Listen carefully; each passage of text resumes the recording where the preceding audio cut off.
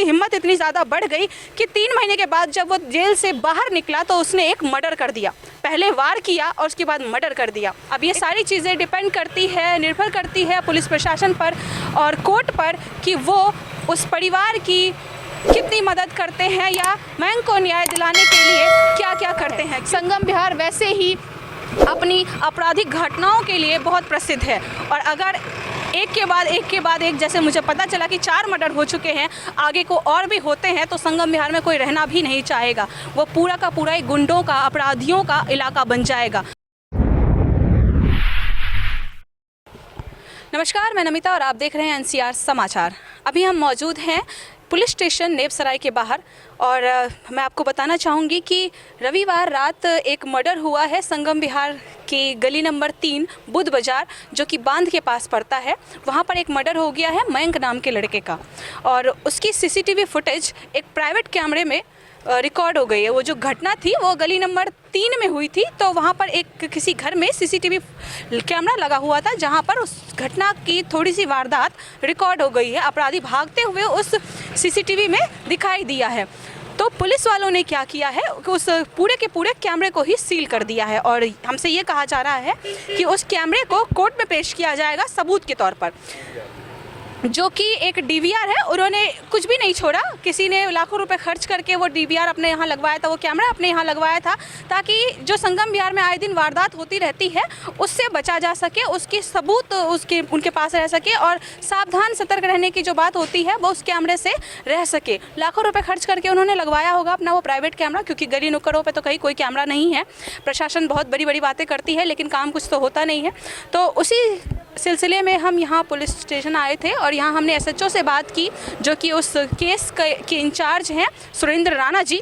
हमने उनसे बात की और उनसे कहा कि हमें उस सीसीटीवी फुटेज की जो कॉपी है वो चाहिए ताकि हम दिखा सके लोगों को कि कौन थे वो अपराधी जिनसे सतर्क रहने की ज़रूरत है और कहाँ की ये घटना है और उस जगह से आपको कैसे सावधान रहना है, कैसे सतर्क रहना है और कब कब ये चीज़ें होती रहती है।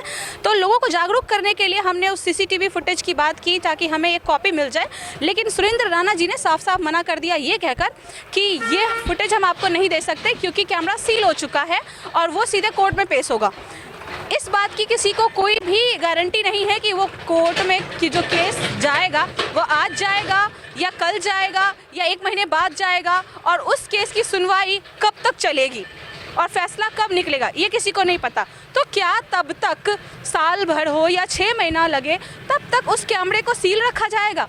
और जिस व्यक्ति ने लाखों रुपए खर्च करके वो कैमरा अपने घर में लगवाया था अपनी सुरक्षा के लिए, उस व्यक्ति के घर इस बीच में इस दौरान अगर कोई घटना हो जाती है या किसी को पता चल जाता है कि उस व्यक्ति के कैमरे में ये चीज़ें रिकॉर्ड हुई थी और उसने पुलिस को ये कैमरा दिया है, इंसानियत के तौर पे उन्हें पुलिस वालों की मदद की, उस परिवार की मदद की जिस परिवार के साथ ये घटना हुई है, अगर इस बीच उनके ऊपर कोई अटैक हो जाता है या उनके घर में कोई चोरी की वारदात हो जाती है या ऐसी कोई भी घटना हो जाती है तो वो व्यक्ति क्या करेगा?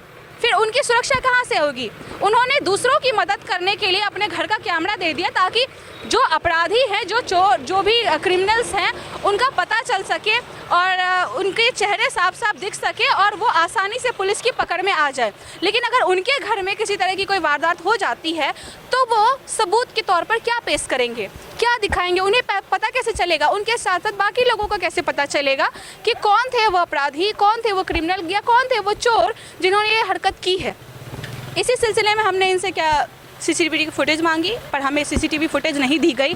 पुलिस प्रशासन इतना लापरवाह कैसे हो सकता है? संगम विहार में ये पहला मर्डर नहीं है, इससे पहले भी कई मर्डर हो चुके हैं और जो जगह आज हमने आपको बताई है बुद्ध बाज़ार बांध रोड के पास जो है गली नंबर 3 और 7, उस बुद्ध बाज़ार के आसपास आज पहला मर्डर नहीं था, ये चौथा मर्डर है और इससे पहले भी 3 मर्डर हो चुके हैं, लेकिन फिर भी पुलिस प्रशासन ने वहाँ पर अपनी ड्यूटी टाइट नहीं की और यही वजह थी कि एक के बाद एक 4 मर्डर हो गए हैं। और भी चीज़ें हमें वहाँ जानने को मिली कि ये 3 बार उससे पहले भी अटैक हो चुके थे उस लड़के पर जिसकी मौत हो चुकी है, जिसका नाम मयंक है। उनके दोस्तों पर भी कई बार अटैक हो चुका था। उसके दोस्तों पर जब अटैक हुआ तो उसी अपराध में जो नाबालिग जिसने अटैक किया वो नाबालिग है, उसको 3 महीने के लिए हिरासत में रखा गया और 3 महीने के बाद उसको छोड़ दिया गया। इसी से शायद उसकी हिम्मत इतनी ज़्यादा बढ़ गई कि 3 महीने के बाद जब वो जेल से बाहर निकला तो उसने एक मर्डर कर दिया। पहले वार किया और उसके बाद मर्डर कर दिया। इतनी ज़्यादा हिम्मत क्यों बढ़ी? वो इसलिए क्योंकि 3 महीने बाद उसे जेल से छोड़ दिया गया। ये चीज़ नहीं होनी चाहिए थी। उस अपराधी ने खुलेआम ये बात कही कि मैं नाबालिग हूँ, मुझे छोड़ दिया जाता है, मुझ पे कोई चार्ज नहीं लगेगा, मुझ पर कोई केस नहीं बनेगा, मुझे फांसी की सज़ा नहीं होगी, इसलिए मैं जो चाहे कर सकता हूँ। और आज जो मयंक गया है, उसकी जो हत्या की है, उस पर जिसने वार किया वो लड़का भी 17 साल का है, वो अपराधी भी 17 साल का है। तो क्या एक बार फिर से पुलिस प्रशासन या कोर्ट क्या उस 17 साल के व्यक्ति को, उस 17 साल के लड़के को ये कहकर छोड़ देगी कि नाबालिग है, इसे बाल सुधार गृह में डाल दो या 2-3 महीने बाद छोड़ दो जमानत पर? क्या ये सही होगा? क्या मयंक को न्याय मिलेगा? अब ये सारी चीज़ें डिपेंड करती है, निर्भर करती है पुलिस प्रशासन पर और कोर्ट पर कि वो उस परिवार की कितनी मदद करते हैं या मयंक को न्याय दिलाने के लिए क्या क्या करते हैं। क्योंकि अभी ज़रूरत है सबसे ज़्यादा किसी चीज़ की, तो वो है मयंक को न्याय दिलाने की।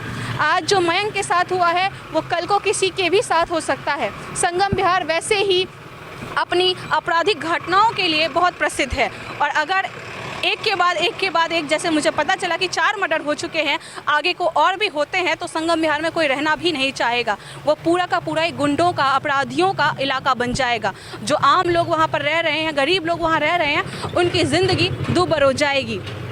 कैमरामैन हफीज़ के साथ मैं नमिता, NCR समाचार, दिल्ली।